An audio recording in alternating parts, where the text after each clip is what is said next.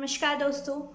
इस वीडियो में मैं आपको बताऊंगी कि कैसे आपके जो शरीर की परेशानी है, विभिन्न अंगों में दर्द होना और कोई शारीरिक तकलीफ होना, आप जांच कराते हैं, कोई रिजल्ट नहीं आता, कोई पता नहीं चलता और ये शारीरिक समस्या बनी रहती है। तो इसका क्या कारण है और आप क्या कर सकते हैं, ये सब मैं आपको इस वीडियो में बताऊंगी। तो अंत तक वीडियो को देखिएगा, आपको आपकी समस्या का हल ज़रूर मिलेगा।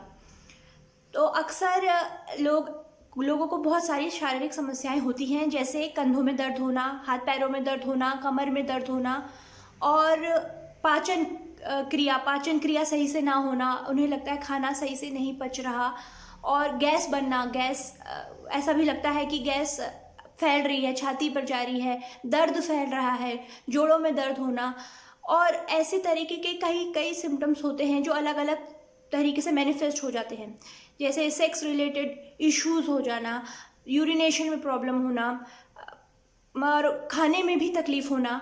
तो ऐसे सिम्टम्स होते हैं, आप टेस्ट कराने जाते हैं, कुछ निकलता नहीं है, गैस का कोई कारण नहीं होता, गैस होती ही नहीं है, ऐसा होता है और लेकिन आपको परेशानी रहती ही है, कुछ ना कुछ तकलीफ रहती है। फिर आप दोबारा डॉक्टर के पास जाते हैं, बहुत सारे चक्कर लगा के बहुत सारे डॉक्टरों के पर्चे जमा हो जाते हैं और कुछ आपको समझ नहीं आ रहा होता। तो दोस्तों, इस केस में आपको ज़रूरत है कि आप अपनी शारीरिक समस्या से थोड़ा सा ध्यान हटाकर अपने मन पर भी लगाएं। जैसा कि मैंने अपने पिछले वीडियो में बताया था कि मन और शरीर जुड़े हुए होते हैं, इनका बहुत गहरा संबंध होता है। अगर आपका मन सही नहीं है, अगर आपका मन दुखी है, तो शरीर में भी तकलीफ हो जाती है। ऐसा होता है कि अगर आपको कोई परेशानी है और आपके दर्द होने लग जाएगा, दर्द वास्तविक होता है, इसमें कोई नाटक नहीं कर रहा होता। दर्द होता है, तकलीफ होती है, वो बहुत जेन्युइन होती है, लेकिन उसकी कोई मेडिकल कंडीशन नहीं होती। तो ये बात ध्यान रखिए दोस्तों, यहाँ पर जो मेरा फोकस है वो उन लोगों पर है जिनका कोई मेडिकल कंडीशन नहीं निकलती है, तो उसमें साइकोलॉजिकल इश्यूज होते हैं। और मैंने बताया था कि अगर आपको मन स्वस्थ नहीं है तो शारीरिक समस्या अगर है तो वो बढ़ जाती है। तो इस वीडियो को समझिए, इसमें समझिए कि ऐसा होता क्यों है। तो अक्सर ऐसा होता है कि हमारा कोई भावनात्मक कारण इसमें से जुड़ा हुआ होता है।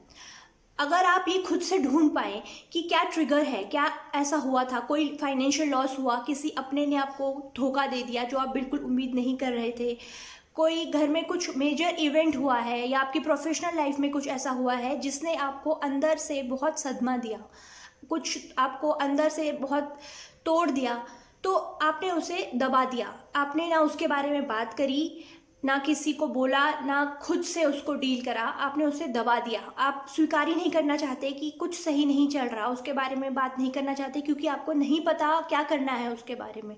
तो अगर आप ऐसा करते हैं, उसको दबा देते हैं, तो वो जो दर्द है मन का, वो शरीर पर आने लगता है और शरीर की अलग अलग समस्याएं बन जाती हैं। तो अगर आप खुद से डील नहीं कर पाते तो मैं आपको सलाह दूंगी कि आप किसी मनोविज्ञानी, साइकेट्रिस्ट की मदद लें, क्योंकि बहुत सारे लोग ऐसे में डिप्रेस हो जाते हैं, इतनी सारी तकलीफ बहुत टाइम तक झेलने के बाद सुसाइडल भी हो जाते हैं। तो ऐसे केस में पहले डिप्रेशन के लिए मेडिसिन देना ज़रूरी होता है, उसके साथ सपोर्टिव साइकोथेरेपी देनी या काउंसलिंग देनी ज़रूरी होती है। लेकिन इस वीडियो में मैं कुछ ऐसे टिप्स बता रही हूँ जो आप खुद से कर सकते हैं। अगर आप थोड़ा अच्छा महसूस करते हैं तो खुद से कर सकते हैं, अपनी फैमिली की मदद लेके कर सकते हैं। तो सबसे पहला यही है कि आप अपना ट्रिगर, जैसे मैंने बताया, ट्रिगर ढूंढिए कि क्यों ऐसा हो रहा है, कहाँ, कब से शुरू हुई थी ये बीमारी, उस वक्त क्या कुछ ऐसा हुआ था भावनात्मक रूप से जो आपको बहुत परेशान कर गया। उसके बारे में लिखिए या किसी से बात करिए, इससे आपको बहुत संतोष मिलेगा जब आप खुद से स्वीकारेंगे कि हाँ, ये समस्या है। दूसरी जो चीज़ ये करनी है कि अपने फिजिकल सिम्टम्स के बारे में कम बात करिए और मन की स्थिति के बारे में ज़्यादा बोलिए।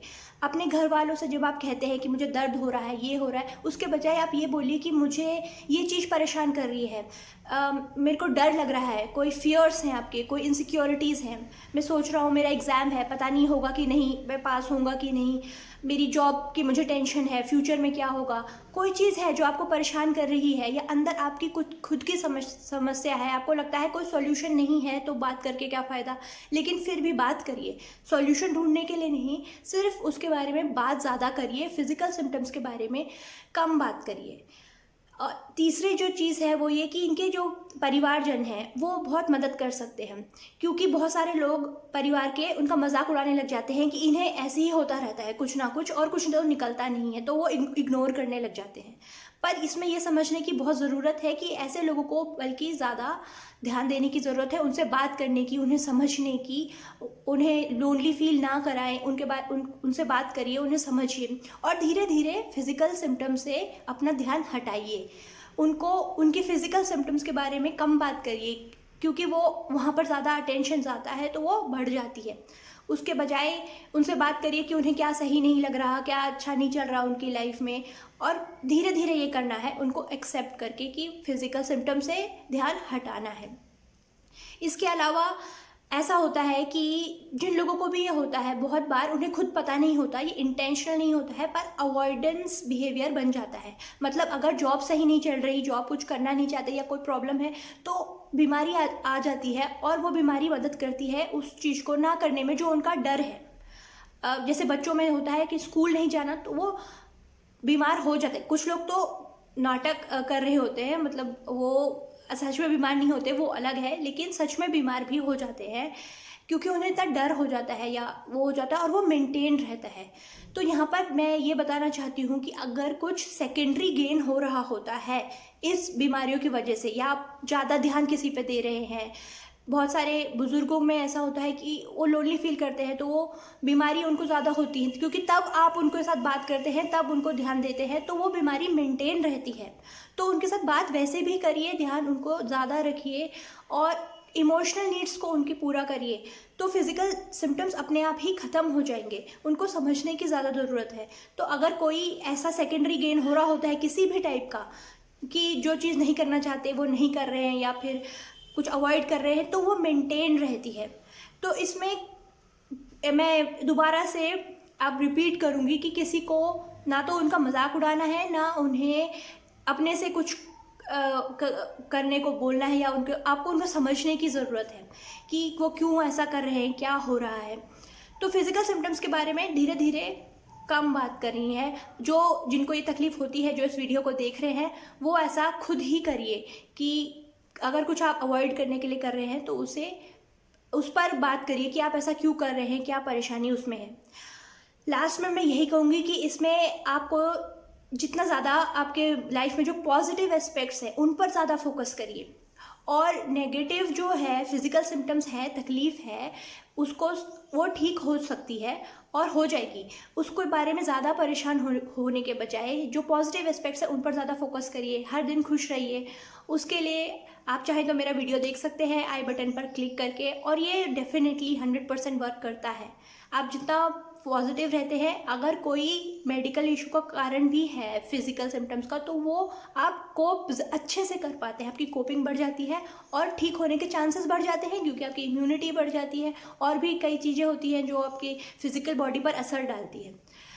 तो दोस्तों प्लीज़, अगर किसी को ये परेशानी है, आप जानते हैं किसी को ऐसा है, तो उनके साथ ये वीडियो शेयर ज़रूर करिएगा, उनकी बहुत मदद हो सकती है। और चैनल पर सब्सक्राइब कर दीजिएगा। अपना ध्यान रखिएगा, हर दिन खुश रहिए। Take care, bye bye.